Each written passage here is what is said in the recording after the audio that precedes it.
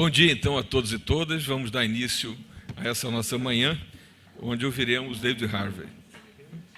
O evento é uma realização da editora Boitempo e da PUC-Rio, através do Decanato de Teologia e Ciências Humanas, mais especificamente do Instituto de Estudos Avançados e Humanidades e do Programa de Mestrado em Arquitetura.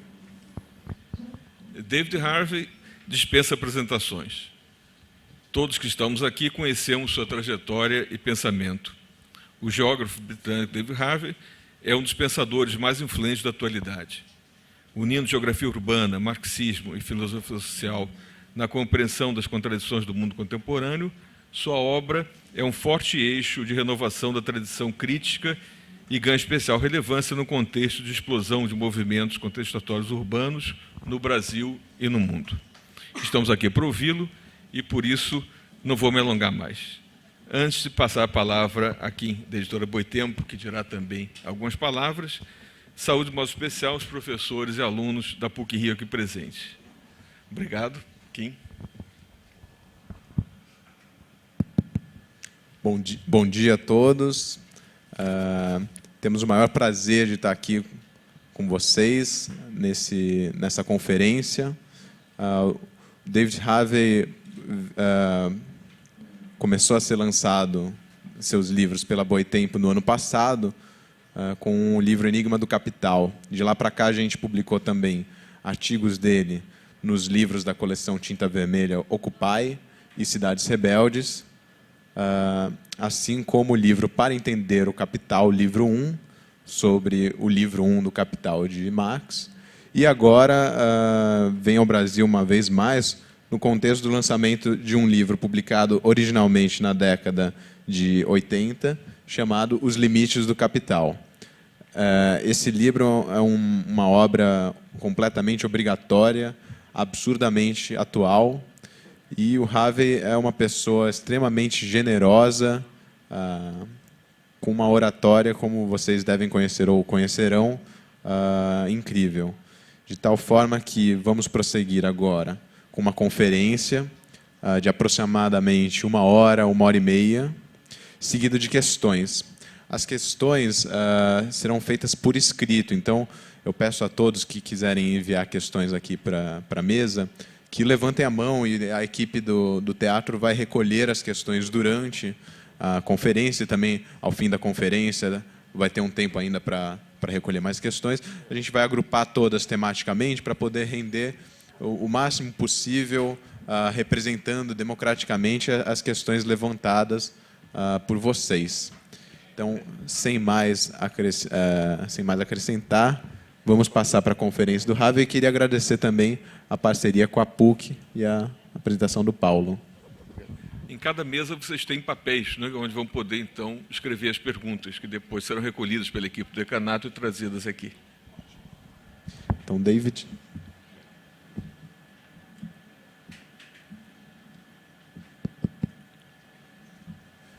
Okay, well, thank you first to the Catholic University for staging this, and of course to Boitempo for being such a fantastic publisher. I've enjoyed immensely working with them personally and intellectually, and so it's a very great pleasure for me to be here with you and with representatives of Boitempo as well. This book, Limits to Capital, was written in the 1970s. Some people have complained to me that it's a little hard to read. My reply to that is, you should try writing it. And it took me nearly 10 years to write. So there are two questions here that I think are important. Why did I write it?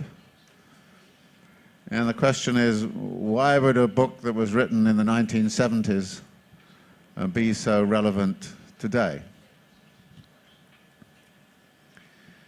I wrote it because in the late 1960s, early 1970s, I was finding it very difficult to understand the world through contemporary social science. I had, in fact, worked with sociological understandings and economic understandings which were of a conventional sort, which backed up my interest in urbanization and urban planning.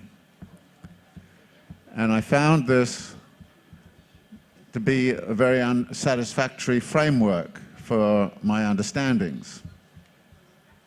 So I was looking for something different. And I didn't turn to Marx because there was something in my genes that made me a Marxist, or something in my history that made me a Marxist. I turned to Marx out of curiosity in the first instance. And by then I was 35 years old, with an established career. And so I thought, well, let me read this book and see if there's anything interesting in it. And of course I found it extremely difficult to understand, except some ideas in it came over as being very simple. And so I got into what might be called my Marx project, which is to try to understand Marx and make it comprehensible, not just simply for political reasons, but to make it comprehensible in a way that would help me understand urbanization and urban processes. In 1970, I had just moved to the city of Baltimore in the United States from Britain, and I arrived in Baltimore 1 year after the city had gone through a major uprising. Some people called it a riot, some people an uprising, when considerable parts of the city had been burned down as part of a protest. This was the end of a decade which became known as a decade of urban crisis. Now, the urban crisis in the United States of the 1960s was not a total crisis of urbanization. It was a crisis which was located in the inner cities, and the inner cities generally held low-income populations, typically racially marginalized, and at a time when the civil rights struggle was developing very fast. So the central cities became flashpoints for uprisings. So when you go through the 1960s, in 1963, 65, Los Angeles, the part of Los Angeles called Watts, erupted. Detroit erupted. Many cities underwent violent confrontations, and in many instances there were burnings and there were deaths, fights in the streets. And so there emerged a concern on the part of the federal government to do something about, quote, the urban crisis. And there were many reports that were issued, and a lot of money was put into research into what to do about the urban crisis. And as a result of that, I landed in Baltimore in the midst of a project in the university to try to understand the urban crisis, and in particular, the problem of housing in Baltimore. So my first 2 years in Baltimore were taken up with investigations of the urban situation and the roots of the urban discontent, as that discontent had developed during the 1960s. As part of this project, we had to collaborate with financial institutions, with government officials, federal, state, local, with real estate interests, with landlords, with pretty much, and community groups, pretty much everybody who was involved in the housing question. And we had to write a report on what to do about the housing question with all of those people being consulted. Since it turned out that I was one of the few people who really knew how to write in a simple kind of way, I ended up having to write the report, and I therefore had the opportunity to frame the report conceptually in any way I wanted. And it so happened when I was writing the report that I had just read the first chapter of Marx's Capital. And in the first chapter of Marx's Capital, there appears a distinction about the commodity, which is a distinction between use values and exchange values. And you can look upon a house, of course, as having a use value. We live in it. We do all kinds of things in our houses. But it's also an exchange value. And over time, it had become a peculiar kind of exchange value, because it was not only an exchange value for those people who produced it, it also turned into an exchange value for the people who lived in it. And that happened because in the 1930s, the United States had moved towards the idea of subsidizing home ownership for the population. And they subsidized home ownership in a number of ways. You got tax deductions for being a homeowner, and you got help with mortgage finance. And the help with mortgage finance was structured through the federal government, and financial institutions were encouraged to give you a 30-year mortgage on your house. And as a result of this, home ownership became part of what became called the American dream. Everybody would be a homeowner. Which meant that housing was a form of saving. And you therefore, as a saver, became very concerned with the value of your property. As a saver, you did not want people moving in next door who devalued your property. And the kind of people who devalued your property at that time were people of color, black people. So there was segregation in housing markets. White people tried to keep out black people from living in their neighborhood, because if black people lived in your neighborhood, the housing value went down. The result was that black people were forced to live in impacted areas of the city with relatively low housing values and very little housing opportunity. The exchange value system, in short, was operating in such a way as to reinforce segregation and to reinforce discrimination in housing markets. And this was therefore something where the contradiction between exchange and use value became central.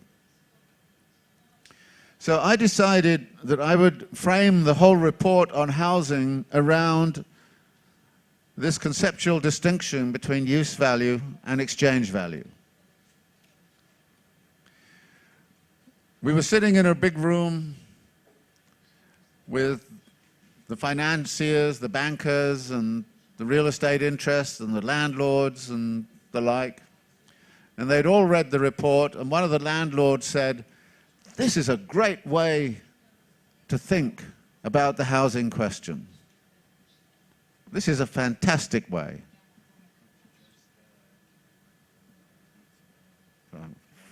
Okay. "This is a great way to frame the housing question." And I thought, well, that's interesting. Here are these concepts on page 1 of volume 1 of Capital, which make sense. And everybody around the room said, this is a great way to look at the problem. And one of them said to me, "We thought you were an ordinary economist and were going to give us all of those demand and supply curves and things like that, which never work." So I felt very happy that this report was so well received and that it was founded on the principles laid out on page 1 of volume 1 of Capital. Of course, I didn't tell anybody where it came from, but what this convinced me was that it may be a good idea to go on to page 2. Which I did. And I kept on going, and I found all kinds of little things like this which worked out beautifully. So I started to think, this is a very good way to understand the world. Even though the text is difficult at first.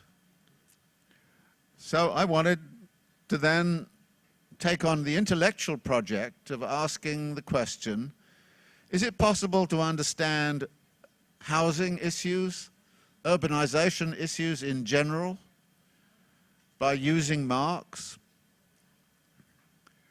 And in order to answer that question, I had to understand Marx. So that led me into eventually writing The Limits to Capital, which is not a book about contemporary capitalism. It's a book about Marx's theory of capital. I think that's very important to understand. And so I sought to reconstruct it. But in reconstructing that theory, I had to go beyond what was in volume 1. I had to get deeply into volume 2, which is about fixed capital formation and the turnover time of fixed capital. How long does it take for capital to come back out of housing investment? What are the consequences, and how can fixed capital be financed? Well, you need a credit system. So I had to go to volume 3 to look at how Marx understood the credit system and the financial system. And most presentations on Marx did not deal with those questions. Above all, I had to go to the theory of rent and land value and property values. And most presentations on Marx ignored those questions. So what Limits to Capital did was to try to give an overview of all of Marx's theory, not only volume 1, but volume 2 and volume 3, and also other economic texts like the 3 volumes of Theories of Surplus Value.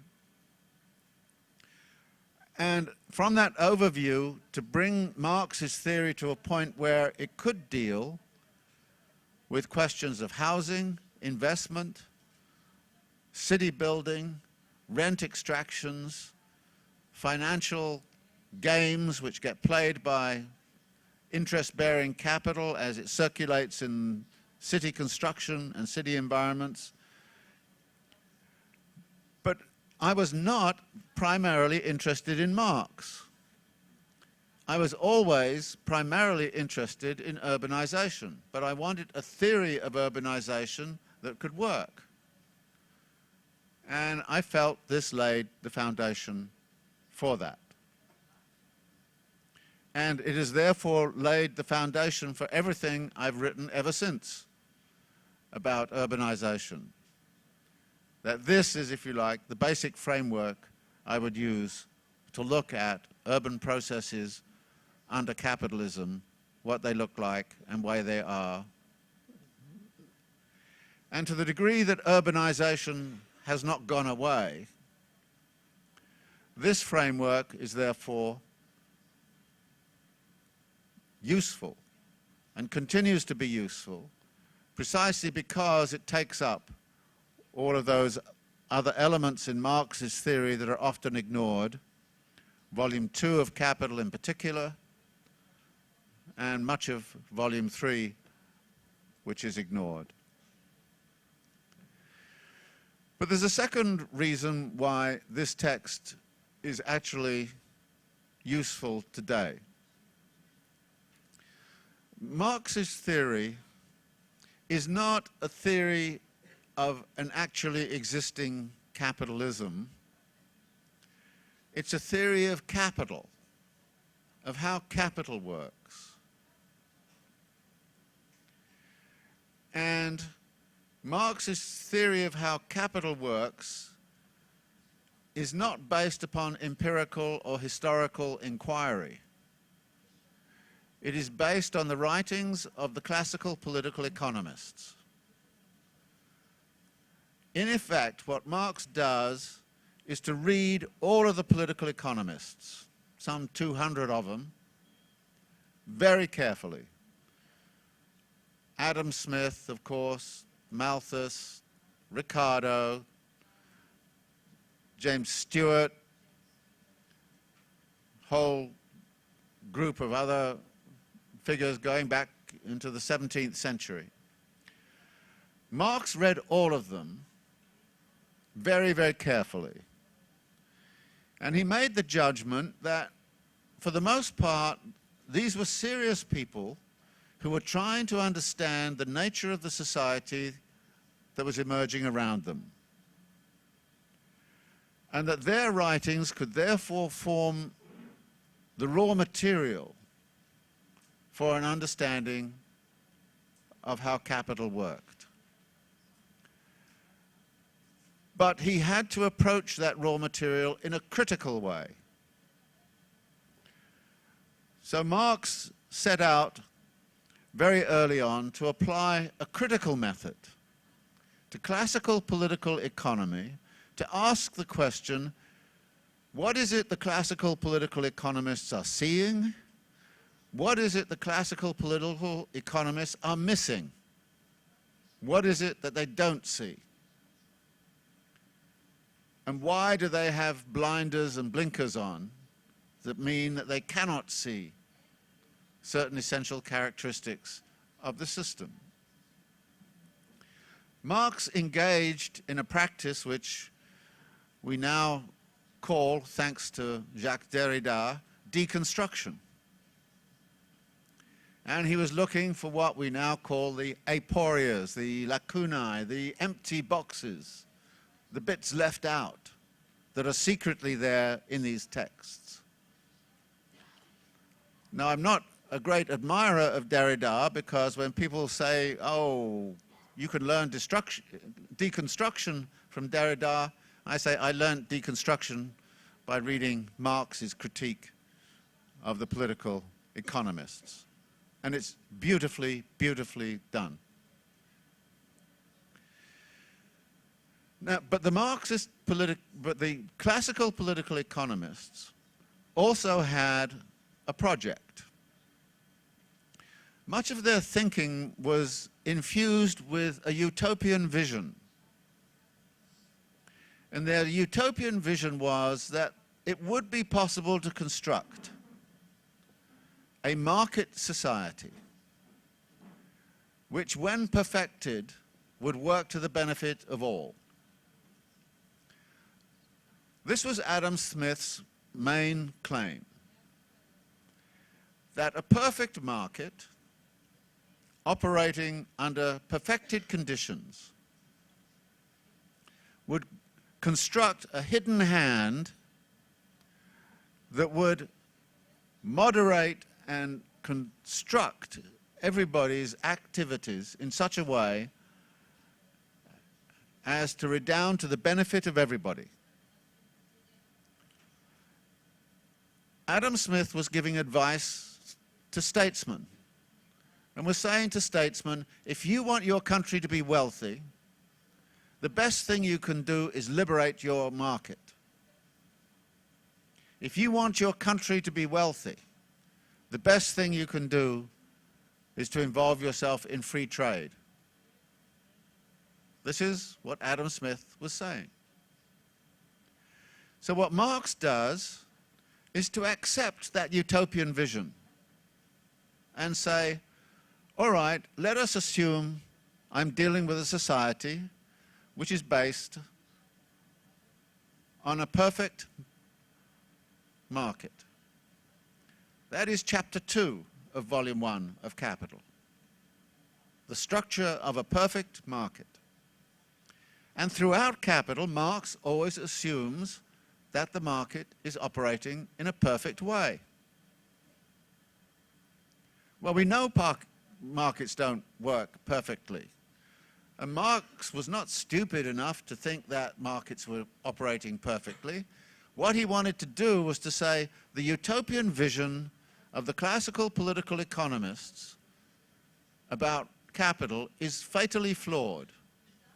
I am going to show that the closer you get to a perfect market, the greater will be the wealth of the capitalist class and the greater will be the impoverishment of the working class. In other words, the perfected market will not act in such a way as to be to the benefit of all. A perfected market will simply benefit capital, not labor. And what Capital Volume 1 does is to show you step by step why that must be so.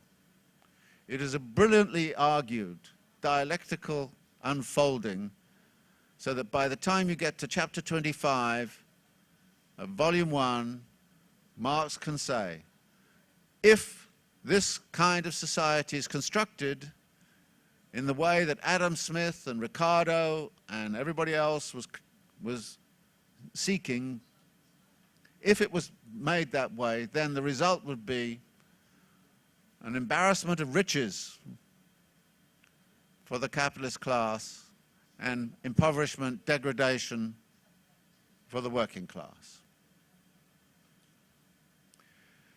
Now, is capitalist society constructed in such a way as to operate with perfected markets? In the 1960s, it was not. There was a great deal of state intervention in the markets. In some cases, of course, in Europe, you had nationalized industries. In some cases, you had a great deal of state planning. You had a great deal of redistribution of wealth and income going on, so that the social wage of the working class was engineered through the state apparatus. So if you're in a European country, you'd find yourself living under a social democracy in which monies were being taxed away from the wealthy and put to education, put to health care. So actually, in 1970, we were not living in a society that in any way related to a perfect market economy. But then in the 1970s, something interesting happened. A campaign was launched to say, this society which we live in is inefficient. It is not working. It is badly constructed. It is slow growth. Trade unions are too powerful. All of this redistribution of wealth is making people lazy. People are not thinking about how they should work, they're thinking about how they can just live without doing anything. And so suddenly we get, in the 1970s, the neoliberal project. And the neoliberal project has been to get the state out of the market, or at least get the state out of that part of the market which is actually redistributing wealth from the upper classes to the lower classes. So suddenly, neoliberalism comes along, and we get Reagan, and we get Thatcher, we get the military governments here and right throughout Latin America, Pinochet, everybody taking this line. Kohl in Germany. They took it at different speeds and different places, different mechanisms. But essentially, the slogan from the mid-1970s onwards was, let the free market rule. If there's a problem, let the free market do it. In other words, it was a reinstallation of the utopian project of the classical political economists. And what did Marx say would happen if you did that? He said you'd end up with enormous wealth at one pole and enormous impoverishment at the other pole. What has happened? Look at the income data distributions in 1970 in almost any major capitalist country. Look at them now. Look at them globally. And you will see that Marx was right. When you went to a society which was founded on free market and free trade, there was a redistribution of wealth. And that redistribution of wealth is from the poor to the rich, not from the rich to the poor. Is that still going on? In 2012, Oxfam, the charity, estimates that the top 100 billionaires in the world, that includes people in Brazil, Mexico, Russia, China, India, Indonesia, the top 100 billionaires in the world increased their wealth by $240 billion in 1 year. 2012. In 2012, the mass of the population in the industrialized countries were getting poorer by a very considerable margin. They were losing on wages. They were losing on the social wage because everything from municipal services was being degraded in the name of austerity.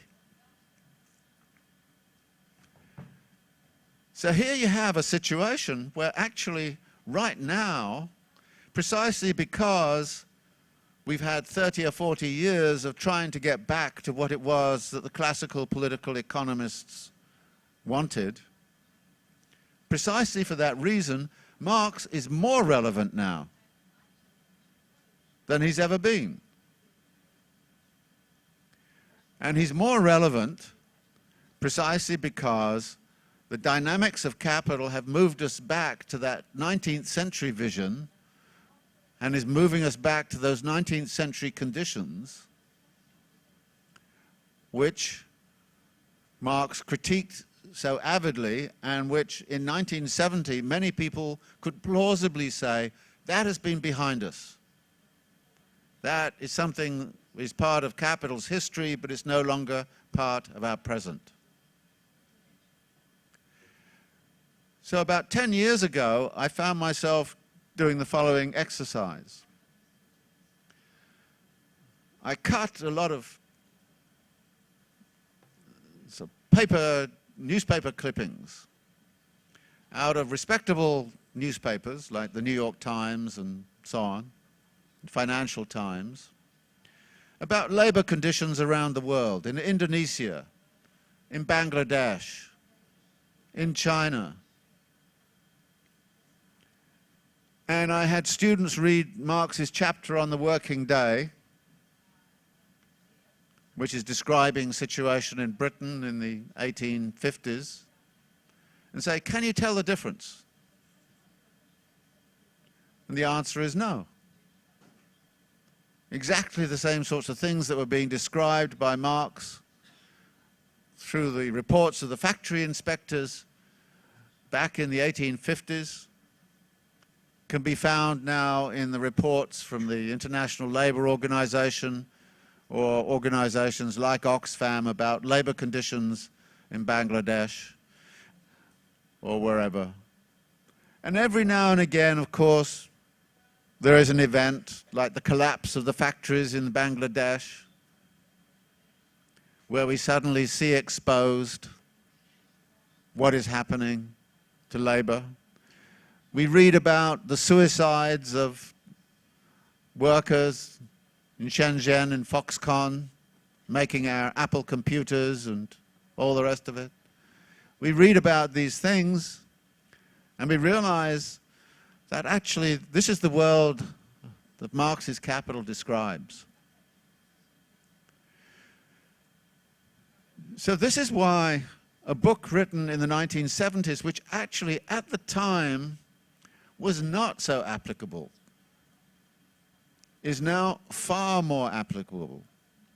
And I think it's significant that it was not a very popular book when it was published in 1982. Everybody was impressed by the revolution that Reagan and Thatcher were going to bring. And everybody was tired of trade union power and all the rest of it. So it was not very popular at that time. When it was republished in 1999 by Verso Press, it sold many more copies than it did in 1980. And when it's republished again a few years back, sold even more copies. Because it provides a framework, and in exactly the same way that it helped me identify back in the 1970s how to think about the housing question. So it also today helps me think about the dynamics of what is happening in our cities and what kind of theoretical apparatus we should use to address the kinds of political economic problems which are emerging. It also helps to define something which, for me, is very significant. What we see right now around the world is a whole series of eruptions, if you want to call them that, of discontent. And they're often ephemeral. That is, they last a short time. They can be quite violent. They're nearly always totally unexpected. They seem to come from nowhere. But I guess I'm of a philosophical presupposition that says nothing occurs by accident. There is something going on which connects the eruption that occurred in Taksim Square in Istanbul, what's been happening here in many Brazilian cities, what happened in London 2 years ago, what's happening in many Chinese cities, which are actually many reports of serious unrest, which are not easy to testify to. So there's something that is going on, and there's some deep discontent, deep well of discontent. And the question for me is, in what ways could we generalize on that discontent? Because when you look at the details, there's always a specific source of it. And each source is different. But what is it that connects, say, Taksim Square with here? What is it that connects here with Tahrir Square? Or Syntagma Square? Or Stockholm? Or London? What is the connection? And how do we conceptualize what that conception, how do we conceptualize that in such a way that we can actually say, look, we are all in this together. This is not just simply your issue, this is my issue. What is it? And it's at that point that I think the kind of arguments that come out of a reading of Limits to Capital and other books of this kind can maybe help. My sense of it, for what it's worth, if you want the simplest formulation, is that capital is doing very well right now, but the people are doing very badly. Now, that formulation, by the way, came to me, and I've forgotten exactly when it was, but I heard it first here in Brazil, and sometime back in the 70s or 80s, when I think the president said something like, look, the country is doing very well, but the people are doing very badly. And somebody can maybe tell me what the quote was, who was it? Because I heard it then, and I thought that's an interesting way to think about it. But that is precisely the situation now, except it's not the country doing well, it's capital doing very well. The rate of profit in corporations in the United States is higher than it's ever been, or at least it's higher than it has been since the 1920s. The level of inequality in the United States is greater than it's been since the 1920s. And the 1920s were, I would remind you, followed by the 1930s, which suggests that when you have that configuration in which capital is doing very well, but the people are doing very badly, then this is unstable even from the standpoint of capital. That capital has a great difficulty finding, for example, a market. If the poor are becoming poorer and poorer and poorer, who is going to buy the goods? And what kinds of goods are going to be produced?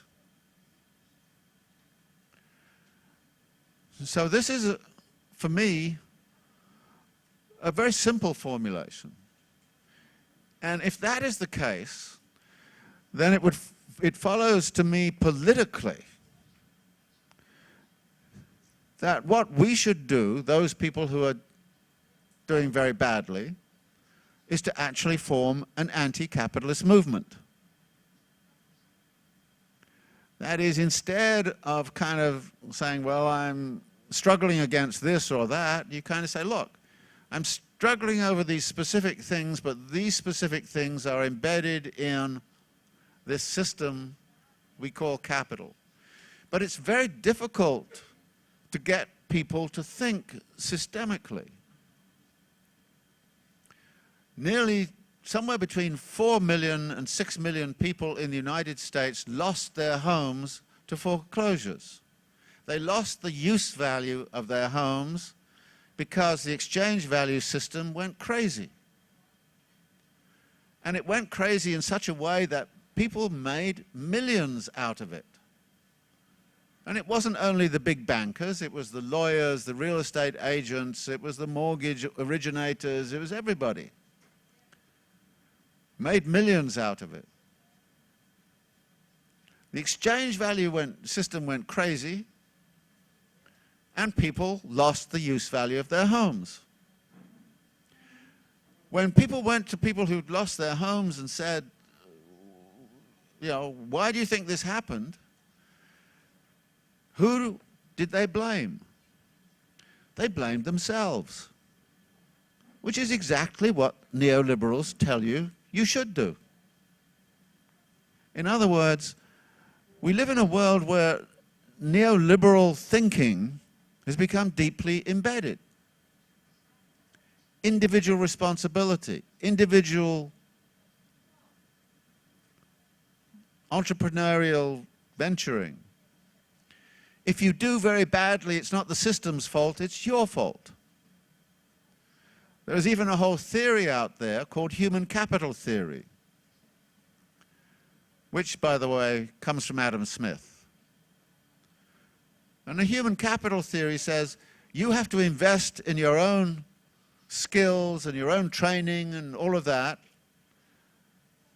And by investing in it, you then will get rewards. So it's very hard to explain why so many taxi drivers in New York have PhDs. But nevertheless, that is the argument. Now, human capital theory basically says people are responsible for forming their own capital, and then when they go into the market as laborers, they can use this capital and get a return on their investment in education. Oh, and by the way, you have to pay for your education. So we now in the United States have something like over $1 trillion of student debt. And you cannot get out of the debt by going bankrupt. The only way you can get out of the debt is die. So this human capital theory puts the onus upon the laborer. Marx laughs at this whole thing in Adam Smith about human capital and says, well, if the laborer really had capital, they would have the choice that the capitalist has. The capitalist always has the choice of taking their money and just investing it in a hedge fund and living in the Bahamas and swinging in a hammock all day and drinking margaritas at night. The capitalist always has that choice, whether to invest actively by making things or whether just to invest your money and live off it. The laborers can't do that. If I put money into my education, I can't capitalize it and go off and live in the Bahamas and swing in a hammock and drink margaritas and say, okay. I can't do that. So it's not really capital. And this is one of the problems with those people who like to talk about human capital or even cultural capital.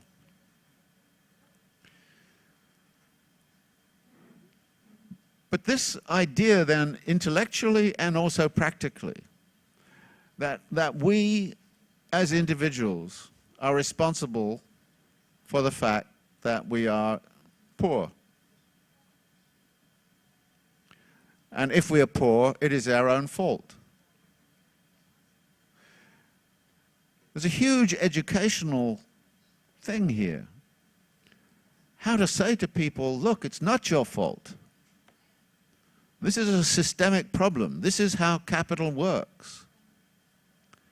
It works on the basis, particularly in its free market form, of the rich getting richer and the poor getting systematically poorer. And if you are poor, you are a product of that system. And the only way to rectify it is to change the system, which means you have to become anti-capitalist.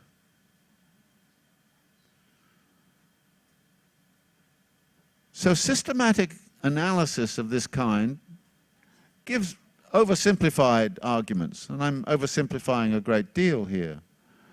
But nevertheless, it's useful, I think, to frame things in this way. And you can frame a politics of anti-capitalism by looking at the way in which capital's contradictions relate to each other. For example, we have many aspects of our lives which were served to us as use values outside of the market. I was fortunate to be born in Britain shortly before a Labour government came to power. And as a result of that, I had free education right the way through to my doctorate degree. I think everybody should have that opportunity. Now in Britain, students cannot do that. They have to borrow. In the United States, they have to borrow immensely. Which society would you rather live in? One where education is a free use value available to everybody, or one where education is something that can be only gained through the market? Which society would you rather be in? One which is based on use values or one that is based on exchange values?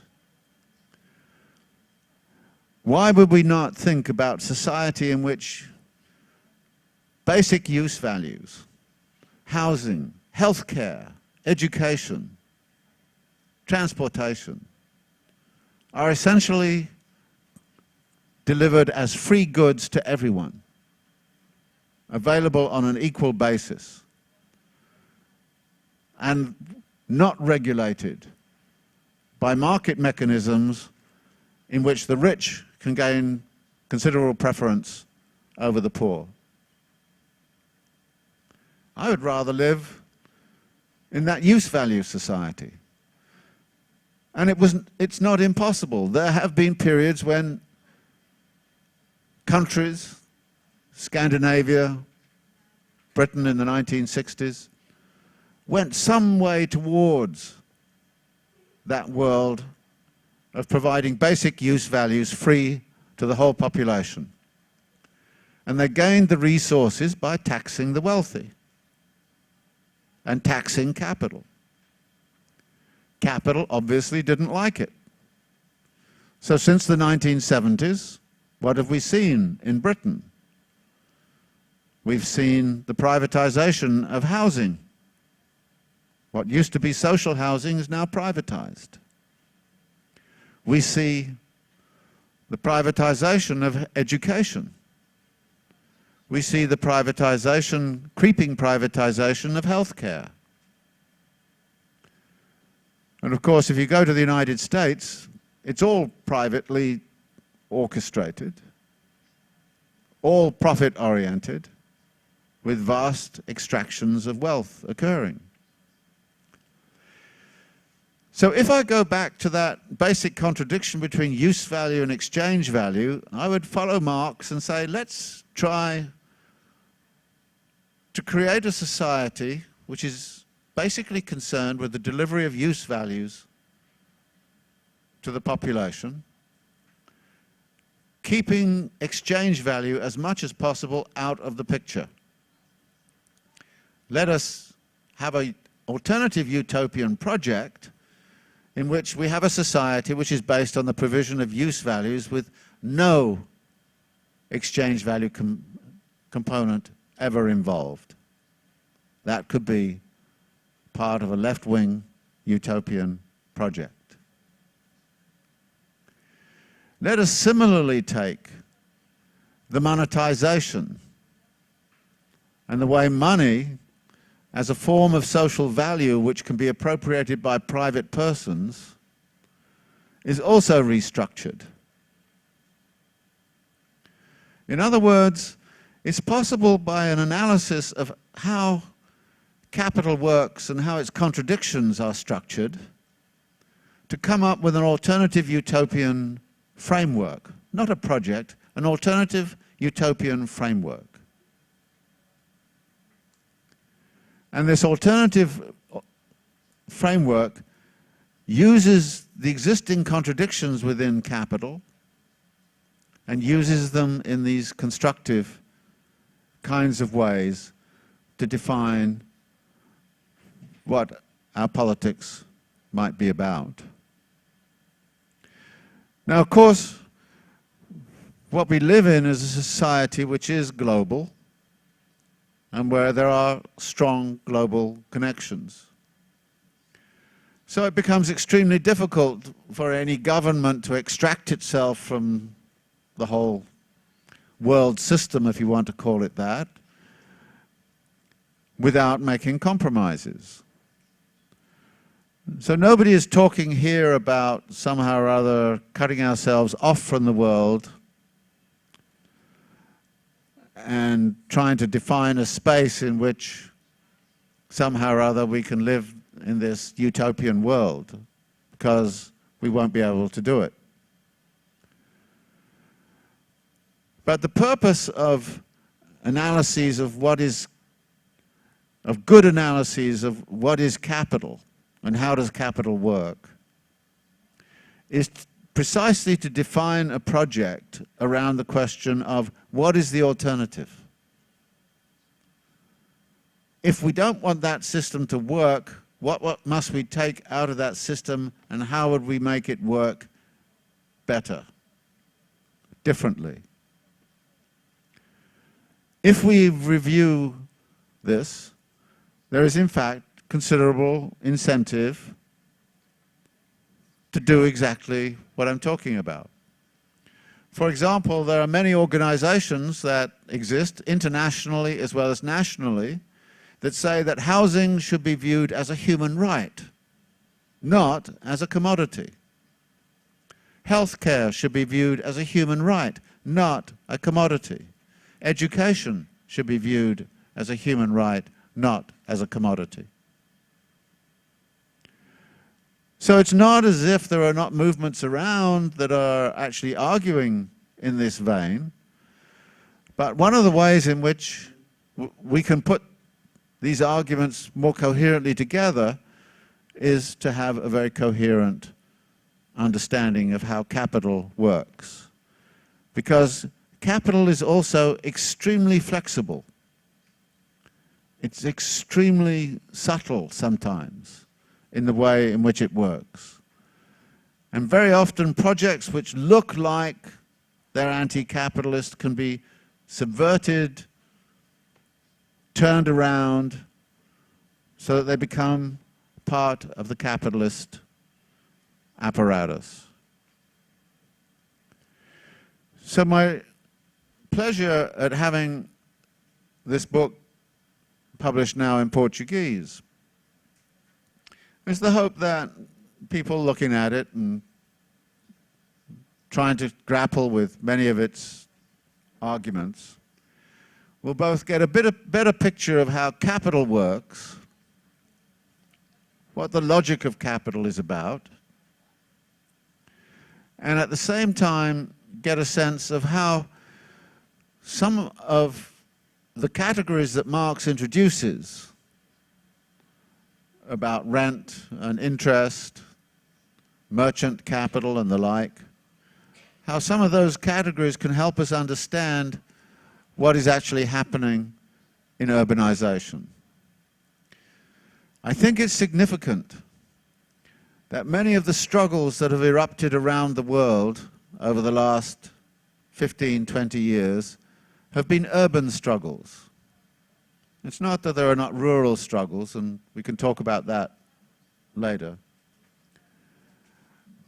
But the focus of discontent has shifted, it seems to me, from fighting over what goes on inside the factory to fighting on what goes on in the city as a whole. And I think there are very good reasons for that shift. Because capital is now extracting a great deal of value out of urbanization. And it's actually extracting a great deal of value out of urban life. And there's an interesting theoretical point which I really didn't make in Limits to Capital, which comes blindingly obvious when I was doing the companion to Volume 2, which is where capital creates the surplus is not the same as where it realizes it. A surplus can be created in a factory in China. It will be realized by Walmart selling that stuff in the United States. So the merchant capitalist gets the surplus, not the producer. It's possible for the financier to get the surplus, not the producer. It's possible also for the landlord to get the surplus, not the producer. And it's possible also to make concessions to labor so that they have a higher wage and then recapture all of that money which the laborer earns through higher rents, through profiteering of merchants' capital. Telephone companies are my favorite example. I hate them. I mean, I don't know if this happens to you, but the amount of little bills that go on your telephone bill is so enormous. I mean, this is an extraction of surplus from you by merchant capital. And of course, credit cards. So capital is sitting these days and saying, all right, well, we'll exploit the worker in the place of production, but we're also, to the degree they get better wages, we'll suck it all back in these other forms. And of course, what we see in housing markets is quite simply that it's almost impossible for majority of the population now to find a place to live that doesn't absorb more than half of your income. And you know, the standard argument is it should never absorb more than 1/3 of your income, housing, you know. But it's becoming extremely difficult. There are some people who are spending 60% of their income on housing. That is, rental extractions are becoming more and more significant. And the power of the rentier right now is much stronger than it has been in the past. Again, that introduces back into the picture the whole question of the role of rent on property, the role of rent on intellectual property rights, the role of rent in the form of interest, so, and the way in which profit on merchant capital is being extracted. So these things are all related. And what I like about Marx is the way in which there is this framework for understanding how capital works, understanding why some of the things that go on around us do, being able to say to people, this is the way capital works, it's not your fault that you're in this situation. And I think if we can get to that point of a collective understanding through working through books of this kind and understanding the texts of Marx and so on, we were going to be in a much better position politically to start to make arguments about what would be a coherent path to construction of some alternative. So why don't I leave it there? Thanks very much.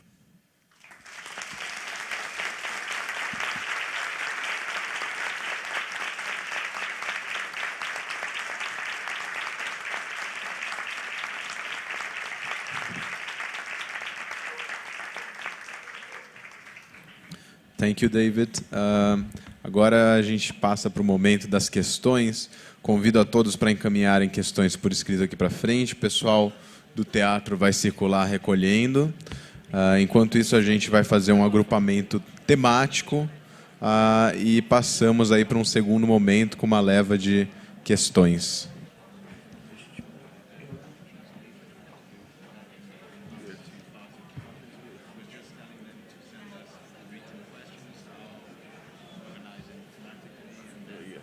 And she asked for 5 minutes to... Okay, very, very good.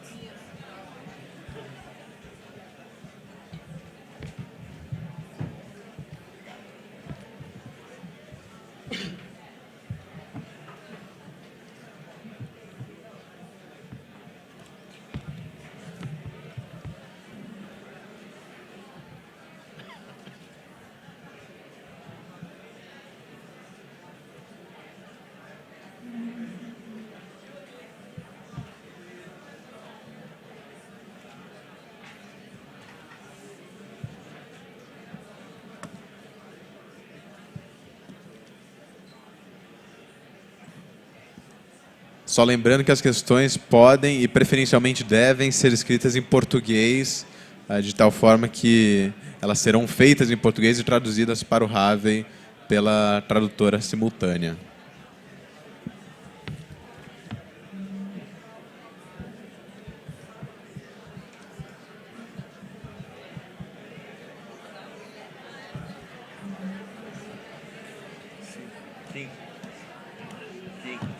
Vão ser anunciar que depois, então, vão ser feitos depois das perguntas, então tem um autógrafo. Vão ser anunciados. Ao fim da sequência de questões, a gente vai fazer uma breve sessão de autógrafo com o Harvey no foyer ali perto da escada por onde vocês entraram. Só esse informe.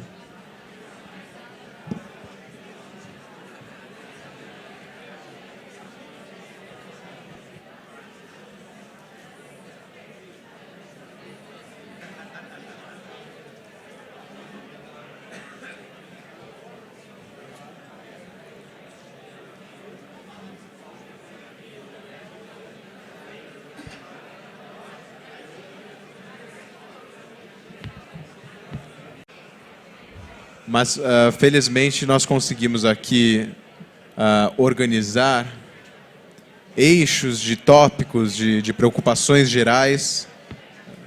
Está me acompanhando? Eixos de tópicos e temas gerais em comum, que nos permite aqui englobar um pouco temas que preocupam aqui nosso público no Rio de Janeiro. Antes de fazer a primeira questão ao Harvey, veio uma mensagem aqui do público perguntando sobre a possibilidade dele publicar versões gratuitas na internet de seus livros para tornar mais acessível sua leitura. Nesse sentido específico, acredito que seja um tópico interessante comentar que o Harvey chamou do Projeto Marx envolve, dentre outras coisas, uma prática que ele tem já há alguns anos de apresentar aulas sobre Marx publicamente. São aulas capítulo a capítulo dos volumes diversos do Capital. E essas aulas foram publicadas no site do David Harvey, cujo endereço é davidharvey.com, que foram gravadas com o intuito de disponibilizar na internet de forma acessível esses cursos de acompanhamento numa leitura do Capital, que não é uma leitura fácil e que é muito difícil de ser feita sozinho, não deve ser feito sozinho, não é um livro, não são obras pensadas para serem lidas solitariamente, certo? Esse site ele já foi acessado por milhões de internautas de todo o mundo. Existe um programa ali muito bem organizado por orientandos do Harvey que cuidam da legendagem para diversas línguas dessas aulas, de tal forma que esse curso está disponível. Esse curso é a base do texto de Para Entender o Capital, os 2 volumes. Lançamos esse ano o primeiro volume sobre o livro 1 do Capital e no ano que vem vamos lançar o volume 2. Mas esse curso está, portanto, disponível, assim como diversas conferências publicadas em YouTube e também textos escritos pelo Harvey publicados. Vocês podem encontrar isso também no nosso blog, da boitempo.com.br, no nosso site. Então fica esse convite, sem esquecer também o texto que tem no Cidades, Rebeldes. Então, no fim, eu repito o serviço geral, mas existe sim, o Harvey tem essa preocupação de tornar acessível. A própria escrita é acessível e o trabalho é árduo. Bom, passando para a primeira leva de questões, David, temos aqui algumas questões. Now you can put on agora temos algumas questões, primeiro, voltadas à questão urbana. Gostaria de solicitar-lhe a gentileza de discorrer um pouco sobre o tema da...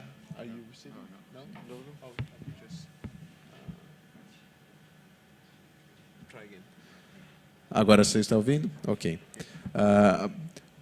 Tocando em questões urbanas, se você poderia fazer um comentário sobre o processo de gentrificação, assim como o processo de remoções em áreas de moradia popular, para, enfim, os mais diversos fins.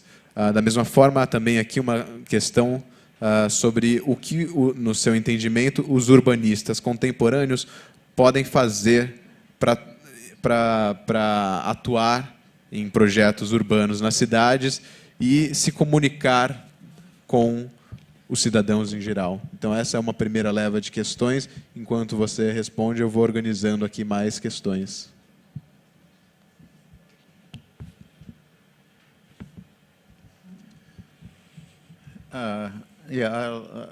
I'll go back to my Baltimore housing experience and tell you a little story about that.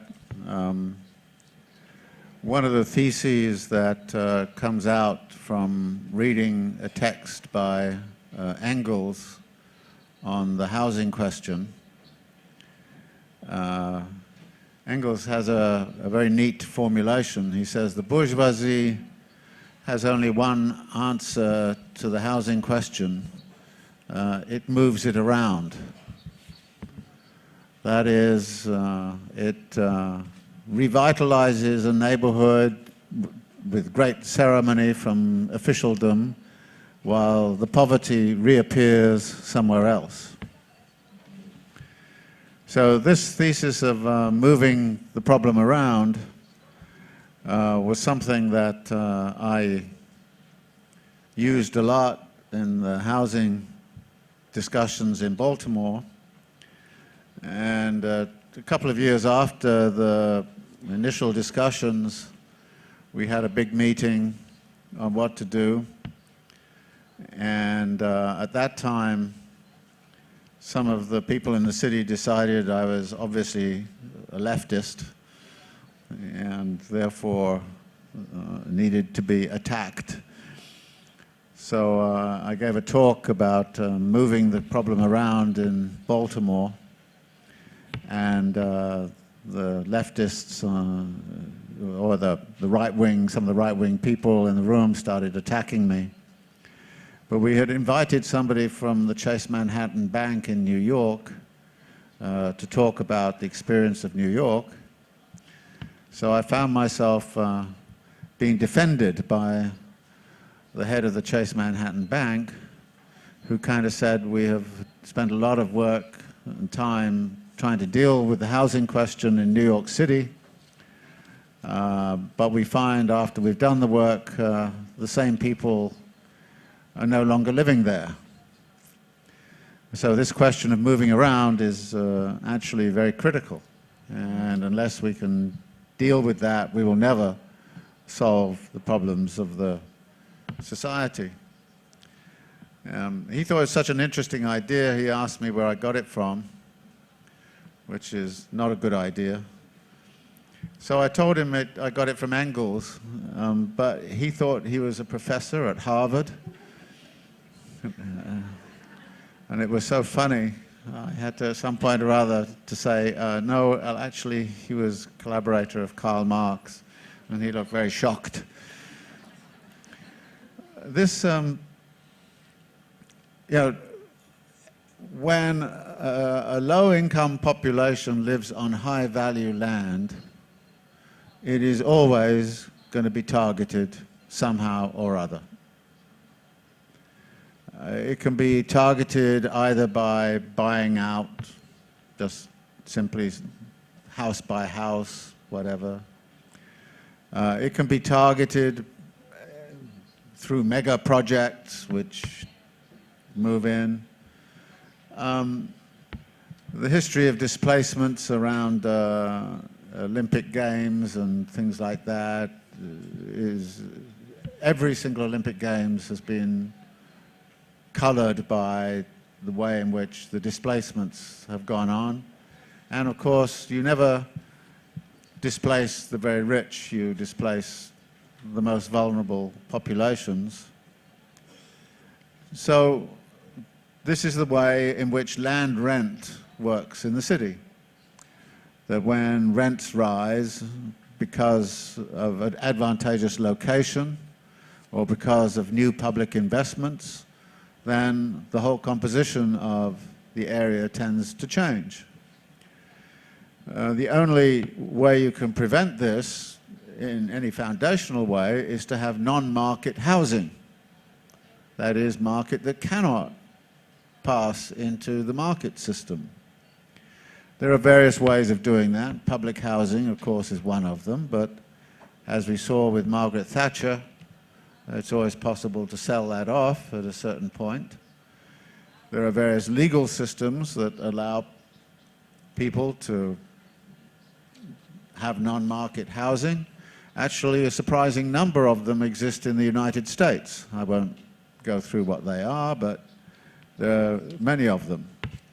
And they can be used. So the big question is how to develop a political movement which is going to use these legal apparatuses which take housing out of being a commodity and turn it into a common good, or a public asset, or a common good. I'd rather it was a common good than a public asset. For example, there's an organization in New York City called Picture the Homeless that is really trying to set up alternative legal structures. But in order to do that, it needs, first of all, to get access to the land, access to the properties. And for this, you need state assistance. And of course, when you have a billionaire who is the mayor of the city, he's not going to do it. They're not going to help at all. We've just elected a new mayor who is talking about social inequality. Maybe, just maybe, he might do something. But that then takes a social organization of some kind to resist the commodification of housing. And it's always difficult. If you set up what, again, one form was called a limited equity co-op, in which you were not entitled to sell at market rents and market rates. At a certain point, people look at a situation and they're living in an accommodation that if they move out, they could get, I don't know, $100,000 for it, but if it went on the free market, they could get $500,000 for it. And at a certain point, the temptation is always there to go for the market result. So this is a big social problem. How to curb speculation in housing markets, how to prevent that speculation getting out of hand, and how to prevent it displacing either through coercion or through consent low-income populations from advantageous locations. Right now in New York City, Manhattan, the whole of the island of Manhattan, has become, in effect, a gated community for the rich. With the result that many of the working people who are essential in terms of providing basic services to the city have to live way, way, way out. Well, I'm not telling you anything you don't know in Rio when I say that. But this is going on in London, it's going on in Paris, it's going on everywhere. And again, it comes back to this idea of, well, basically we should be trying to stop housing being viewed as an exchange value and as a commodity, and really start to think about cities which are constructed around use values of housing as a human right rather than as a commodity. David Harvey. Em diversas conferências e entrevistas, você menciona que algo de distinto que marca em comum as diversas manifestações que temos testemunhado desde 2011 é a ausência de ideias anticapitalistas novas. Nós temos, inclusive, uma ausência sistêmica da palavra socialismo ou comunismo. Vivendo em tempos talvez mais anticomunistas do que na Guerra Fria, você acredita que ainda é possível uma democracia participativa? Te parece possível romper com a separação entre o Estado e a sociedade civil sem o desvanecimento do Estado? Qual a sua impressão, sua opinião sobre o motivo pelo qual não surgem ideias novas no marco destas manifestações?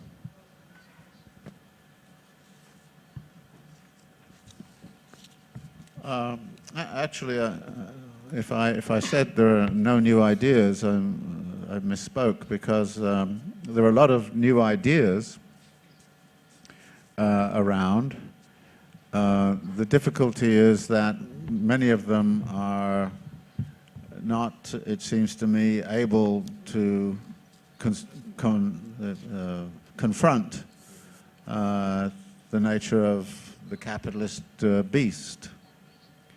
That these new ideas are sometimes to engage in practices which maybe can help democratize to some degree, and there are small reforms which can occur. Just give you an example which has spread around the world from Brazil, which is the idea of participatory budgeting. Now, if you look at the history of that, first off, it's never been about the budget as a whole. It's always only ever been about a small percentage of the budget. Maybe 15% at most of the budget goes through the participatory practices. Secondly, it seems to give the idea that there is some sort of collective control over what is happening in the city, when in fact it often gives discretionary to something that is a discretionary component to what is already happening anyway. So I'm not against participatory budgeting because it involves citizens in decision making, it brings people together and the like, it has a social and a political function. But I don't think participatory budgeting can provide the answer to developing a non-capitalist city. And I don't think that any city here in Brazil has managed to become a non-capitalist city through participatory budgeting. And we have a considerable interest now in New York City in participatory budgeting, and I'm supportive of it.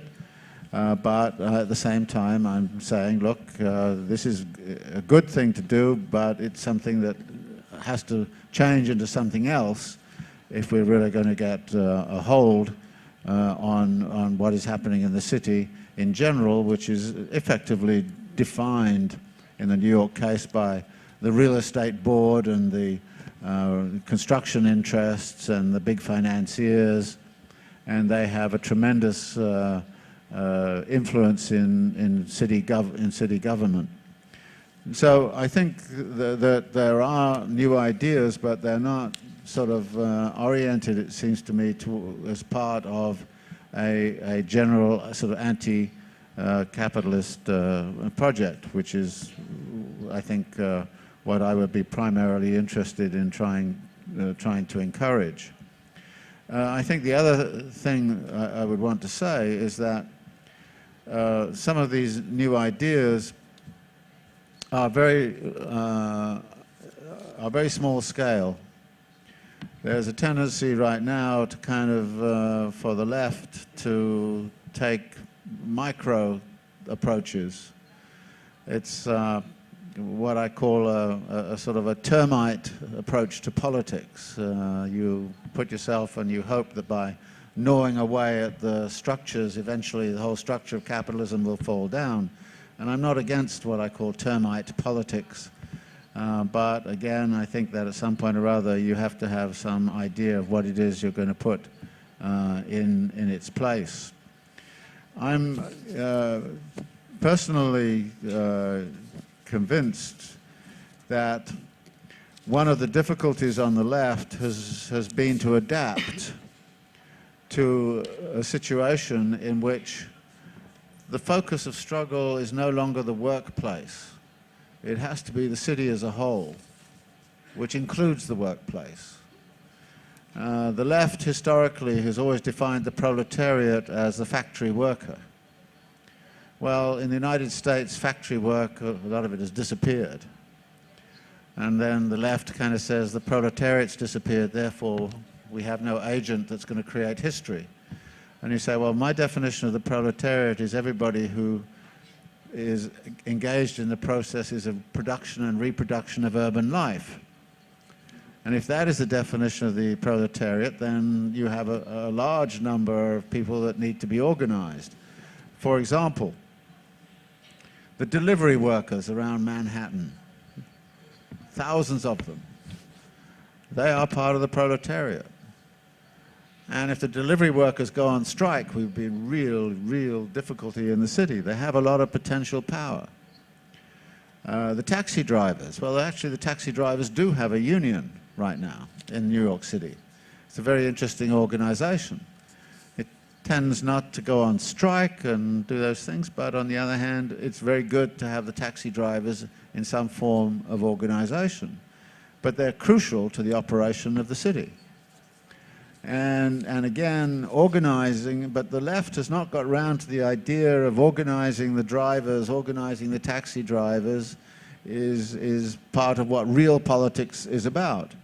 I still get preached to by the Trotskyists who kind of saying, I don't understand the concept of the proletariat. And I kind of say, I do, but my concept of the proletariat is radically different from yours. And I think you are missing out on what the proletariat it really is. And so that I think the question then arises, which I've been discussing, how do you organize a whole city?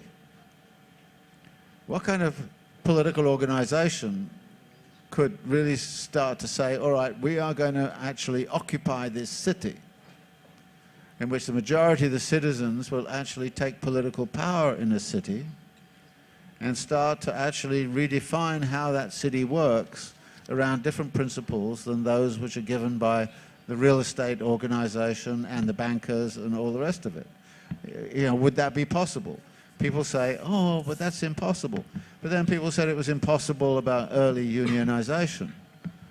I think actually a certain unity around this idea of organizing a whole city is critical. And if I go back in history, I'd say, you know, the kind of people who recognized the significance of that were people like Gramsci, because what Gramsci did was to kind of suggest that, yeah, when you organize a trades council in the factory is about a very small segment of society.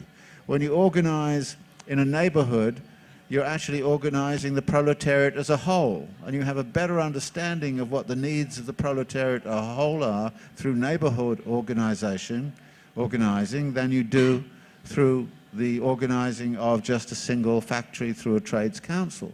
So I think we need on the left to have a different vision of what is the proletariat, how the proletariat might mobilize, and how we might actually start to put things together.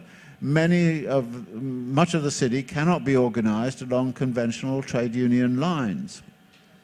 it's very difficult to organize delivery workers through conventional union lines. You can't organize taxi drivers through conventional unionizing lines. You have to actually come up with a different form of organization. And some of those organizations are being defined by right to the city movements in various ways. Some of these organizations are also emerging out of cultural activities, through occupations of housing, through occupations of cultural facilities. So there's a lot of movement going on in cities, and one of the ambitions I think we should all have is to start to think about organizing the city as a whole, and really then trying to make the city function in a very different way with different facilities. I mean, and part of what people, of course, are striking for and concerned about and agitating for in this country is urban transportation. And I think urban transportation is a critical kind of question. And again, you have to think not about a particular neighborhood when you're thinking about that. You have to think about the system of transport as a whole. And there are forms of organization which have been set up which do that. There is something called the Bus Drivers Union or Bus Riders Union in Los Angeles, which has been very, very powerful in affecting the policies of the transit authority by pointing out that the transit authority only occupies certain routes which serve certain interests, particularly those of upper income commuters, and doesn't serve the interests of other groups in the community. And so this is again a form of agitation which is citywide and which is about the qualities of life within the city as a whole. Again, I think that this is where we live and where we work, and a unified approach to that has always been part of my theoretical concern, and I've had a great deal of resistance from Marxists in particular over trying to integrate concerns over what's going on in a neighborhood with what's going on in a factory, and saying that there's a unity here which we have to cultivate as part of the political process. I think that the nature of the struggles that have erupted over the last few years indicate that this is a time when urban life is in fact one of the central focuses of struggle. And therefore we should be prepared to embrace that as, from a Marxist perspective, as being, well, this is where, if you like, the cutting edge of a lot of political agitation is, and we therefore have to be prepared to say that these are the agents of political transformation. And it's going to be people like the taxi drivers and the delivery workers and the domestic workers and the like, who are absolutely significant in this process.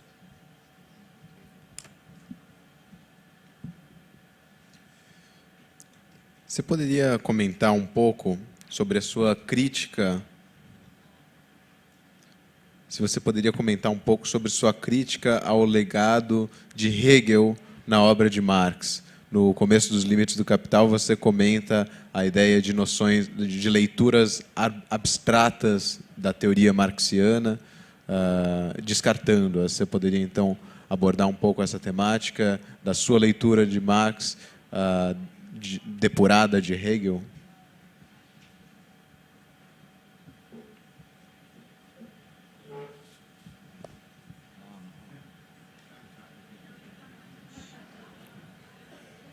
Well, I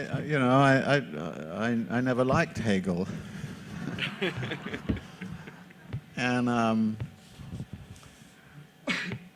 I think when people approach Marx and try and understand him, there are various ways of doing it, and I try to make clear that my way of doing it is just one way of doing it. I'm not very interested in trying to reconstruct all the philosophical roots of his arguments. I'm not very interested in trying to reconstruct his relationship to Hegel, his relationship to Spinoza, his relationship to classical German philosophy in general. because frankly I never enjoyed what I started to read of German classical philosophy. And besides, my project was always different, and I suppose my project has both strengths and weaknesses. The strength of it is that I've never accepted any of Marx's propositions that didn't work for me in trying to understand urbanization. If it doesn't work for me, if I can't use it practically in understanding what happened in Second Empire Paris or what was going on in Baltimore, I kind of go, well, you know, why do we hang on to something that plainly does not work? Now, in Limits to Capital, I felt pretty constrained not to get too critical of Marx and to kind of just try to present what it was that Marx said. So there's not too much of me sort of saying, well, this doesn't work. But in my own, you know, engagement, it doesn't, you know, if it doesn't work, I don't use it. For example, in the category of rent, which is very important, Marx has a category of absolute rent, which I always had difficulty of understanding, and in the end I decided was, you know, basically redundant. It didn't work. The categories of rent that work for me are differential rent and monopoly rent. And I found myself sort of playing around. But my decision about whether to keep with monopoly rent and differential rent, but to throw out absolute rent, was based on the fact that I couldn't find any way in which the concept of absolute rent could help me understand anything whatsoever that was going on in urban land and property markets. So I don't accept those things in Marx that don't work at that kind of level. Which means that my Marx is much more grounded in the applications, but it's not an application of Marx that kind of makes reality conform to Marx. There's been a perpetual dialogue between the two, that I will throw out any Marxist concept that doesn't work in terms of my urban inquiries. So I think at the same time, I will reformulate my understanding of urban processes through theoretical considerations. So there's a dialogue that's always gone on between what's going on practically in Baltimore housing markets and in Baltimore in general, or what went on in Second Empire Paris, and how I read Capital. I don't spend my time reading Capital looking for connections to Hegel and Spinoza and all the rest of it. I think it's fine that people do. And I'm sure that there are very more important understandings that can come out of that, and I read some of these, and sometimes they're very helpful, and sometimes they're not. My principal complaint about the Marxists, and particularly Marxists with philosophical leanings, is that they end up making Marx much more complicated than he already is. And it becomes extremely difficult to understand. I mean, if you tell me I cannot understand Marx until I've read all of Hegel, and I can't understand Hegel till I've read all of the Greek philosophers, you know, well, come on. This is a silly kind of position to take. So yeah, I try to understand Marx in relationship to that world I'm looking at. I try to recognize that, okay, there certainly is a strong influence of Hegel. My own conclusion is it's nowhere near as strong as those philosophers who've studied the connection say it is. But I would not want to argue with them about that. If they can show that's fine. But I think the thing that comes to me about this, I will suggest that if we want to make Marx understandable to as broad an audience as possible, then the last thing in the world you want to do is to start spending a lot of time talking about Hegel. And to the degree that, as shown by the companions to Volume 1 of Capital and Volume 2 of Capital now, and the lectures on Marx's Capital and so on, I think the way I read Capital is much more open and practical, and therefore much more useful to people on a daily basis than a reading of Capital that spent a great deal of time articulating what the relationship is between Marx and Hegel. And I think that the popularity of some of the presentations that I've been able to give on Marx through the website and also through the texts, I think shows that there is a way in which we can simplify Marx's arguments, and we can, in fact, do so without having to talk about Hegel all of the time.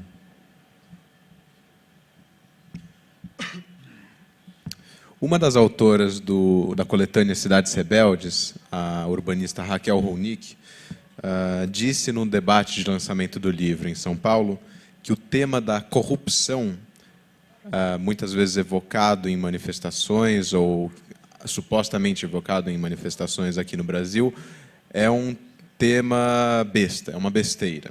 Segundo ela, o que políticos corruptos embolsam ilegalmente é uma migalha perto do real problema, que seria a forma legal, mas ilegítima, com a qual empresas nos setores imobiliário, de transporte, privatizam o que é público.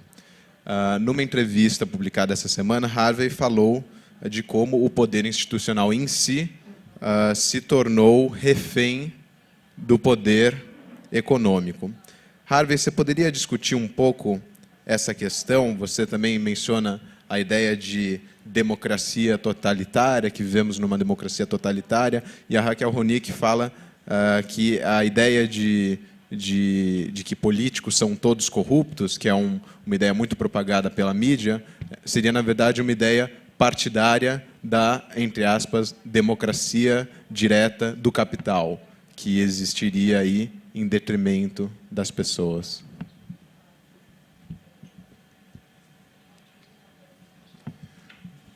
Yeah, corruption is a kind of market. And actually, in many situations, corruption makes the market work better rather than distorting it. I think actually it might be interesting to legalize corruption along with marijuana. And there's an interesting reason for this, that actually the boundary between corruption and legal practices is so porous. And I don't think there's, and then that raises the question of how much we obey the law. I mean, there's nobody in this audience who hasn't violated the law. And we're all, and if you have to fill out income taxes like we have to do, well, you play games with things. Everybody does. What happens is political power every now and again decides that it has to demonstrate that it's upstanding and clean. So what it does is it usually finds a few minor figures who've not done anything very radically wrong and expose them as corrupt figures. Now, sometimes they're hugely corrupt, as we find in the Ponzi schemes like Madoff and so on. But that was a kind of legal corruption in a way. I mean, it's very difficult to see this relationship. But the political process is, depending again where you're in the United States, the political process is legalized corruption. It already is. There are no limits on what you can do and how much you can contribute. It's now can be totally secret. You can do as you want. And of course, this means that you control the levers of political power. And the result is that, citizens have almost no role to play.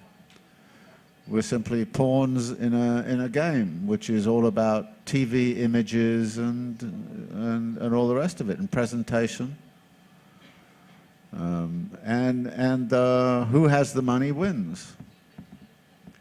And I think that is just the general situation. And of course, and it's not only presidents, but it's also senators and all the rest of it. I remember having a discussion with some people who were farming hogs in South Carolina, who said to me, they were agitating about the fact that this was a major source of pollution, and the people there were trying to get legislation passed, and progressive people basically turned to you and said, "Look, we agree with you entirely, but we're not going to do it because we know perfectly well we'll lose the next election.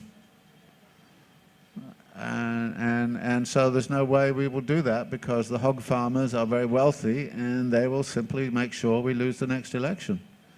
So we can't pass this legislation." So this is what I mean by totalitarian democracy. It's the community of money, as Marx calls it, which rules. And money has become the community, and it's become politics. And getting money out of politics has been impossible. In fact, almost every decision that's made makes the situation much worse. And again, that comes back to the question of the power of money in our society. One of the big problems right now is that, money is something that can be created without limit.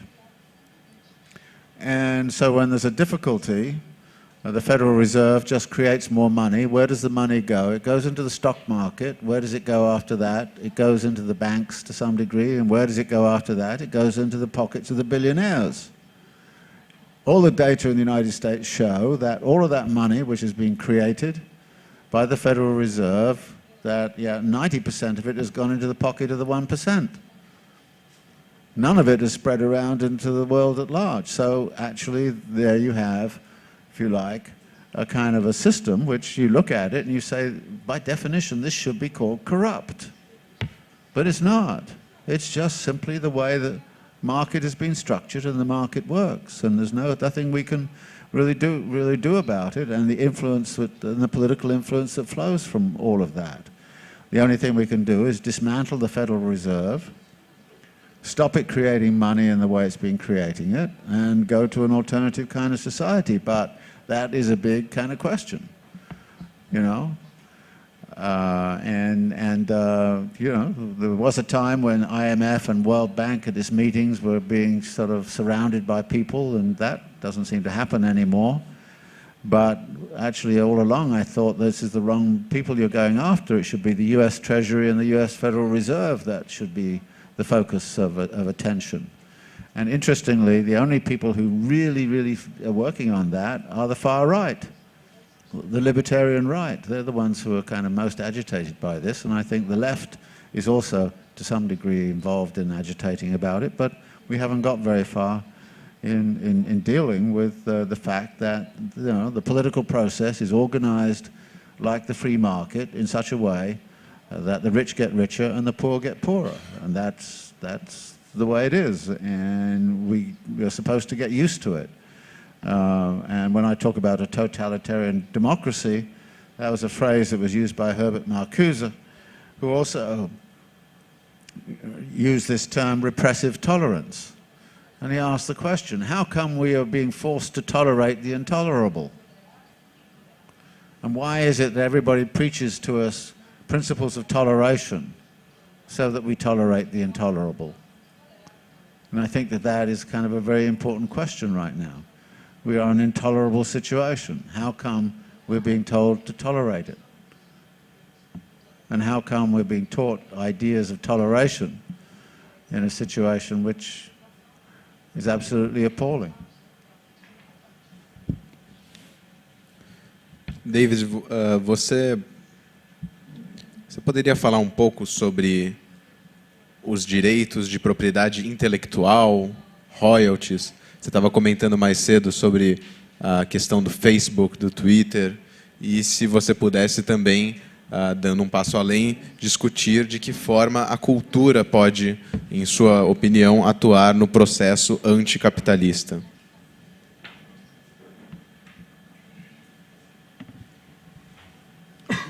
Well, culture became, in the 1980s or so, culture became an industry, and it became commodified. And almost every city I know decided that culture was one of the ways in which one should think about an economic development strategy. So to develop cultural institutions, along with iconic cultural artifacts like, Bilbao Museum of Gary or something like that. So culture has been commodified. It always was to some degree, but it's been intensely commodified. And cultural events have been commodified. And of course, these cultural events are sponsored. I'm very interested to see that I'm here thanks to Petrobras, which is not uncommon these days. These are part of the contradictions of being a radical.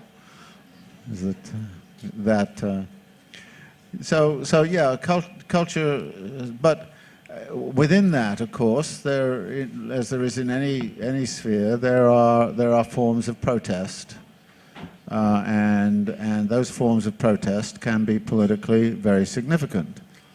For instance, about 2 months ago, I was in Rome, where the Italian Ministry of Culture has essentially been defunded.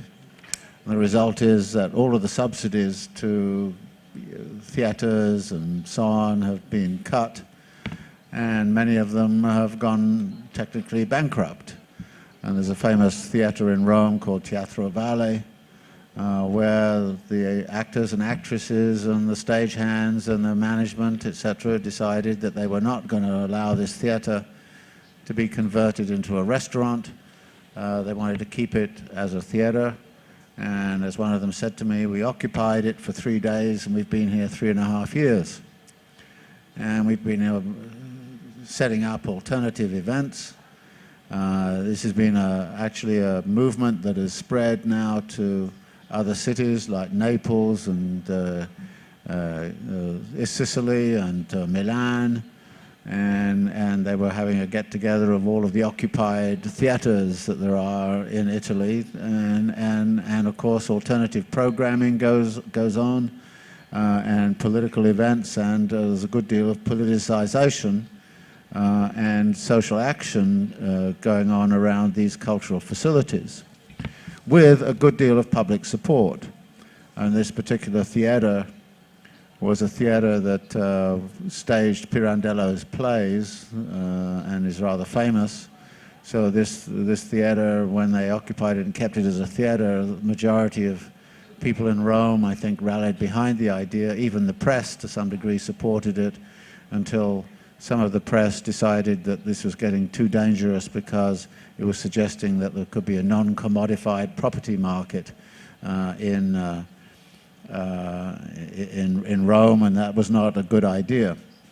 So, I think that what is going on in cultural circles is actually a very important way in which to mount an internal critique, particularly given the way in which cultural events have been part of of a political strategy to use, of a developmental strategy to use those cultural events to start to politicize around alternatives. And we see many examples of that now going on. And I think this is, again, one of the interesting areas that I think is worth looking at as a source of inspiration of what alternatives might look like, and how those alternatives might be articulated, how to decommodify culture, how to stop rents being extracted from cultural events, and how to stop and how to try to turn those cultural events into moments of political agitation. And because there's always a deep ambiguity about what is meant by culture, and that in effect is something which is involved in aesthetic values, and therefore something which is sort of a wonderful field for serious agitation. And again, I think to the degree that city is a repository of many cultural artifacts, and that the city is in a way a work of art, as sometimes called of it, then the city as a whole itself, it seems to me, is something which has to be looked upon from a cultural perspective, and arguments over what it should represent and how its aesthetics should be constructed are actually very healthy arguments to have. It's not as if there's one solution, and I think that one of the things that can be cultivated in cities is an understanding of both the relationship between unity and diversity within a population. And I think, again, this is one of the ways in which it might be possible to construct a better unity within a population around the idea of organizing a whole city rather than simply organizing just this neighborhood or this sector. And this is, if you like, one of the positive lines of agitation, which seems to me is worth cultivating. Bom, para concluir, vamos fazer uma última questão. Você defende, Harvey, o direito à cidade como um direito não apenas aos serviços urbanos, mas também como um direito à imaginação. De que maneira esse direito à cidade pode ser exercido na nossa prática urbana cotidiana? É possível, hoje, diferenciar bens e serviços públicos dos privados, das mercadorias?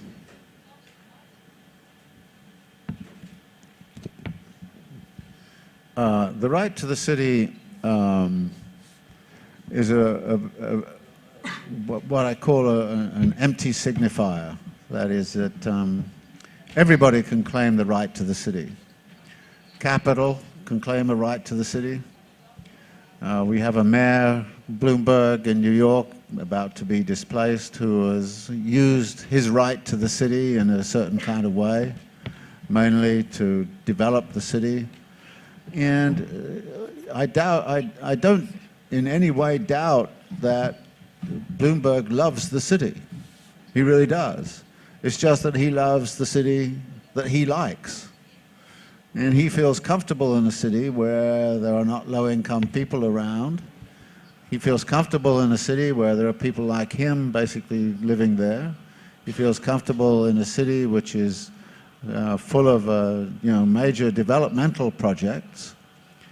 And so he has a right to the city, as do I. And the big question is, who exercises the right to the city? And as Marx once said, in a situation where there are equal rights, then between equal rights, force decides.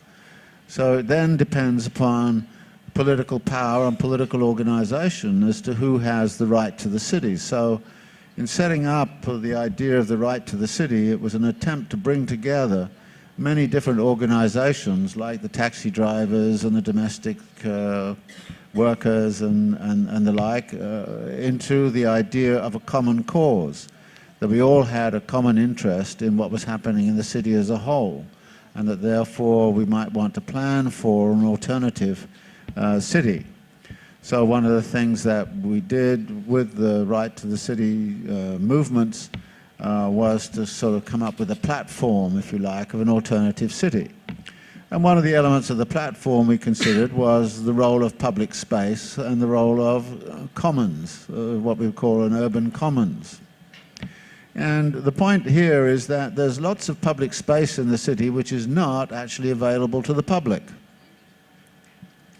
A lot of this is space which is actually regulated by the state and regulated in such a way that behaviors are sort of legislated. What you can do in it is being legislated, and you can't assemble in that public space. Now, the idea of a public space in which you are forbidden to get together with more than 5 people because this is a political agitation is appalling, but legislation gets passed which kind of says you cannot actually use this public space in this public way. This came about particularly strongly with the bike riders group. The bike riders would occasionally do a bike-in. That is, 500 of them would get together and they would ride around the streets of Manhattan, and of course they would stop traffic. Well, after a while the city got very annoyed and kind of said you cannot have more than 6 bicycles riding together down the street, otherwise you're subject to arrest. This is actually the sort of way in which public space is being actually regulated, and it's not public. In other words, the public cannot go into a public space and do what it likes. And in fact, it turns out many public spaces are actually private or semi-private.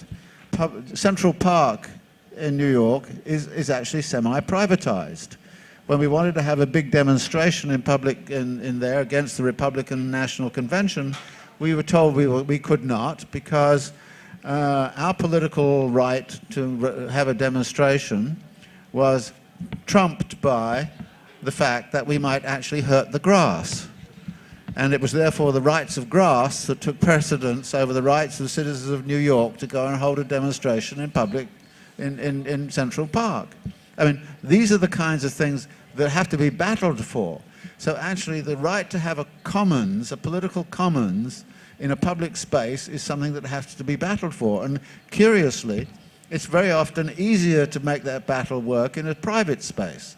So Occupy Wall Street went into a private space. Zuccotti Park was a private space. Occupy London couldn't go into Paternoster Square. It had to go therefore onto the steps of St. Paul's. So these are the kinds of things that we have to fight for. And as we do so, we have to fight in our imagination for the idea of a city in which public assemblies can occur almost instantaneously at any time to discuss any issue. And right now, you have to get a license to do that. And if you don't get a license, you get stopped. And we have, therefore, a big struggle to wage in opening up the city in such a way that it can become a political commons where assemblies can occur. And interestingly, what we've seen, of course, in things like what happened in Syntagma Square or Plaza de Sol in Spain, what happened in Tahrir Square, is you took a public space and you turned it into a political commons. But this took political action and activism to do it. You didn't have a natural right to do it. You had to, in fact, to disobey the law to do it. And these are the sorts of things where an imagination of a different city, a city with several assemblies and agoras, if you want to call them that, in such a way that political decision-making could be discussed and debated. These are the sorts of things where you can start to imagine an alternative city. And this is what, again, comes back to me thinking about the city as a whole.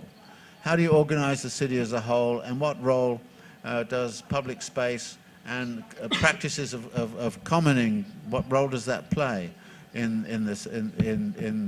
that project? So to me, this is, again, a very important issue. And one of the things we tried to do in the Right to the City platform was to suggest that there should be a way in which the public should have access to certain kinds of public spaces. That, for example, public schools should be naturally open to political meetings. Right now, if you want to have a political meeting and you want to use the school, you have to ask the school authorities if you can do it. And then they ask you what it is you want to do. And when you say, I want to have a radical meeting, oh no, you can't do that there. Where can we do it? Well, that's not our business. It's your business, you know. So we want to have, if you like, start to pass laws in the other direction, that all public spaces should be open to the public, without restriction and without constraint. I mean, I think this, and therefore the onus is now upon political power to tell you when it is you're doing something they really don't like, and they have to prove. As opposed right now, where any citizens group that wants to get together has to petition to be able to do it. It then has to actually get permission to do it, and this often takes several days, so you have to pre-plan all of this, and then at some point or other, very often they put regulations on you in terms of what it is you can or cannot do, and even the kind of speech you might use. This is a very serious question. This comes back to the notion of a totalitarian democracy. We're supposed to have a democracy, but most of the public space is not open to the public, and that seems to me to be a very undemocratic situation.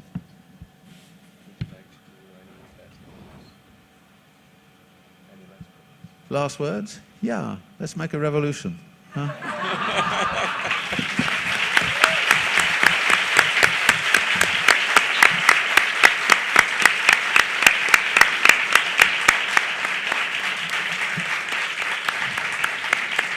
Ótimo.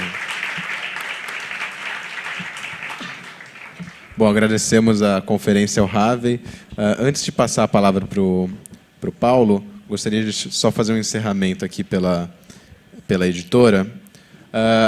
Esse livro que levou 10 anos para ser escrito, Os Limites do Capital, assim como a obra do Harvey em geral, como o próprio Harvey mencionou em sua conferência, são um resultado de um trabalho e de um esforço intelectual incansável e inesgotável. O Harvey está envolvido de uma forma militante do ponto de vista intelectual e de manifestações com este projeto Marx há décadas. Nesse sentido, a gente da Boitempo sempre gosta de aproveitar esses encontros com os leitores para incentivar que façam o mesmo, organizem grupos de estudo em torno dos livros, independente das suas universidades, independente de você ser estudante ou não, com seus colegas, com seus amigos, com familiares, em espaços públicos. Não partam para uma leitura solitária de uma obra tão politicamente engajada com a noção de solidariedade e de coletivo. Então, nós aproveitamos sempre esses espaços para incentivá-los para sentar em torno da obra de Marx, de Harvey, dos Cidades Rebeldes, de temas aí mais próximos. Publicamos no começo desse ano uma nova tradução para o livro 1 do Capital, assim como o livro do Harvey, que serve como uma ajuda a essa leitura, que é o Para Entender o Capital, livro 1. E no ano que vem a gente lança já o livro 2 do Capital, assim como o segundo volume, que foi mencionado pelo Harvey, do Para Entender o Capital. Então, esses são preocupações e tarefas que não são só dele, certo? São tarefas de todos nós. Nesse sentido, temos muito trabalho a fazer, não apenas ele, mas cada um de nós. Em manifestações, fomos muito às ruas para exigir direitos, exigir a realização e a concretização de direitos, mas é sempre importante nós termos em mente os deveres. Então, muito obrigado a todos em nome da Boitempo, e depois, agora, uma fala de encerramento do Paulo. Bom, queria agradecer a presença de todos e todas, agradecer a David Harvey ter aceito nosso convite para estar aqui nessa manhã conosco, aqui em a parceria entre o Decanato e Boitempo, os decanos que atuam comigo no Decanato, também aqui presentes, Maria Clara, Denise, Ralph, a coordenadora do programa de arquitetura, de pós-graduação em arquitetura, né, Ana Luísa Nobre, a diretora do nosso Instituto de Estudos Avançados e Humanidades, Ana Paula Kiefer, a nossa tradutora Marta Moreira Lima, aos alunos da PUC-Rio que ajudaram a organizar essa manhã, e de modo especial a nossa assessora, Raquel Portugal, que foi responsável por toda a organização prática desse evento. Então, muito obrigado a todos e todas. Encerramos essa manhã, passamos aos autógrafos.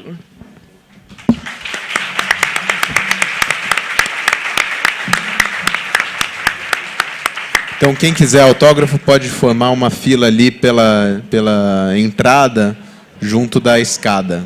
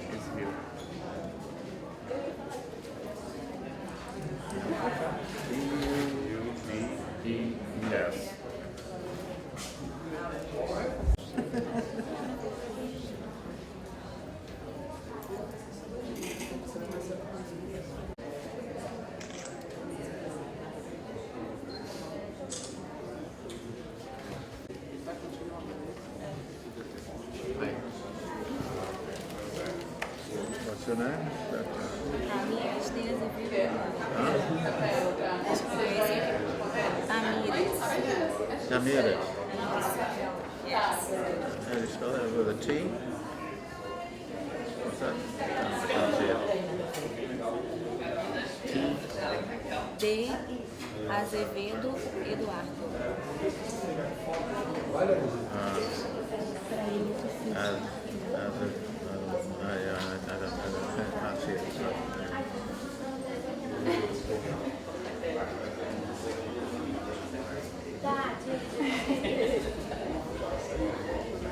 I can't see it.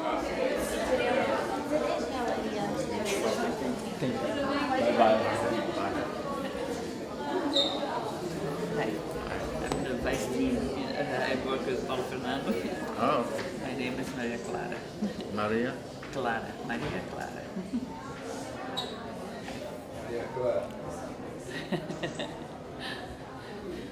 This one to begin to know your thought is better than the other. No? Oh, okay. Yeah, mine's a little bit long. Congratulations. Okay, all right, thank you. Hello, Hello. it's been a pleasure. I'm a Chilean architect, Oh, and it's been lovely to hear you live because I've been missing you for my PhD oh, I all see. along. Okay. What's your name? Marisol, Marisol? I'm a Chilean architect. Yeah. That's, So it's been lovely and most beautiful. okay. Suppose you're very tired by And science. what are you doing here in Brazil? I had the chance to come to see some friends, and they told me you were lecturing, so I. Hello. Hello. What's your name? Anna. A.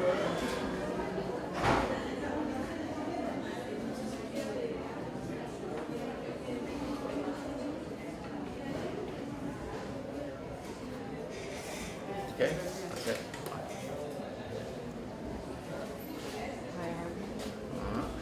Thank you for having me watch you.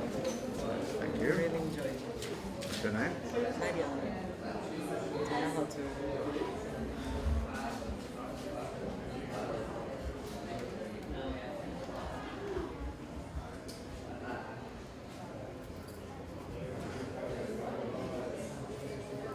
Okay.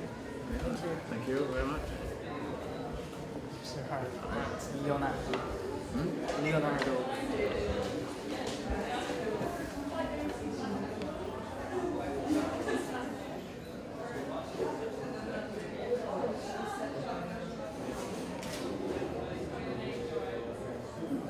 Thank you very much. Okay.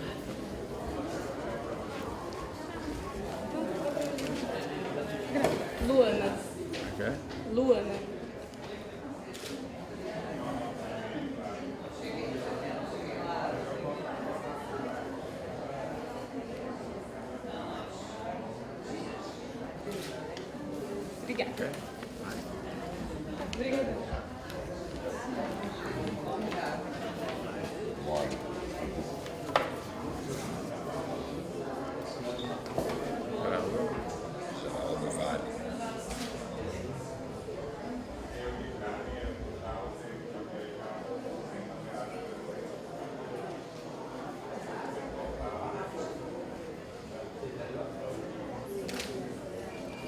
Thank you. All right, thank you very much.